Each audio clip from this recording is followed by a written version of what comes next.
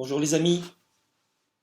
Eh bien voilà, c'est déjà le quatrième jour qu'on est ensemble et mine de rien, on a déjà fait pas mal de chemin. C'est un vrai pèlerinage que nous faisons. Même si physiquement nous ne sommes pas les uns avec les autres, il y a une vraie communion de cœur et d'esprit et ça vraiment c'est magnifique.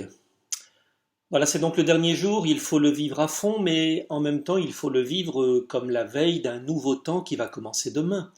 Vivre pleinement notre aujourd'hui et tranquillement nous préparer à vivre le lendemain, c'est l'attention de toute notre existence. Vous savez que la veille des départs dans les hôtels et les accueils de Lourdes, c'est toute une agitation, toute une organisation. Dans les cuisines, les gens savent faire, ils savent qu'ils doivent pour le lendemain préparer des pique-niques pour le voyage du retour. Et ça me fait penser à un vieux texte de la Bible. Vous vous souvenez sûrement de ce moment où le peuple d'Israël était sorti d'Égypte et il se retrouvait à devoir marcher dans le désert. Et il y avait chez les gens comme un mouvement de panique. Les gens se demandaient ce qu'ils allaient manger. Et puis un jour, ils découvrent sur les petits arbres secs du désert une espèce de truc bizarre.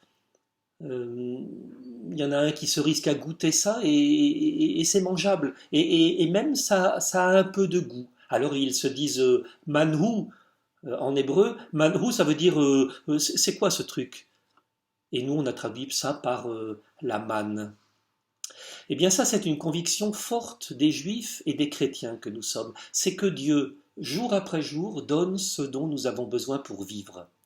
Et donc que même après le pèlerinage, le Seigneur va nous donner de quoi vivre et marcher jusqu'à demain et jusqu'à l'année prochaine. Et que Marie va nous aider à nous ouvrir à ça. Et c'est sûr que Marie, elle va faire le chemin avec nous. Alors ça m'a donné une petite idée pour aujourd'hui. Je suis allé ce matin chez le boulanger du coin, j'ai acheté un petit pain que je vais mettre en évidence sur ma table, et juste à côté de ce petit pain, je vais ouvrir ma Bible, et puis mon livret de pèlerin, et de temps en temps, tout au long de la journée, je vais aller picorer un petit morceau de pain et je vais picorer une ou deux phrases de la parole de Dieu ou du livret, et si ça vous dit, vous pourriez peut-être faire la même chose. Ça nourrira le corps, mais ça nourrira aussi le cœur et c'est tellement important de ne pas oublier le cœur. Et puis tout ça, ça nous rappellera que le Christ, il est vraiment le pain de vie, celui qui nourrit l'essentiel de notre existence. Et puis j'essayerai tout au long de ma journée de me rappeler les paroles de l'Évangile que j'ai déjà entendues il y a longtemps ou il n'y a pas longtemps et qui un jour m'ont fait du bien. Et même si je ne les sais pas par cœur, on s'en fiche un peu, je vais essayer de les noter sur une feuille que je laisserai à côté de mon petit pain. Vous savez, ces paroles que l'on a entendues une fois ou l'autre au détour d'une messe, d'un mariage, d'un baptême, d'un enterrement, ou au cours d'une réunion, ou au cours d'un pèlerinage. Quelques-unes de ces petites phrases qui nous ont touché le cœur, et qui sont un peu comme les miettes d'un pain qui nourrit bien.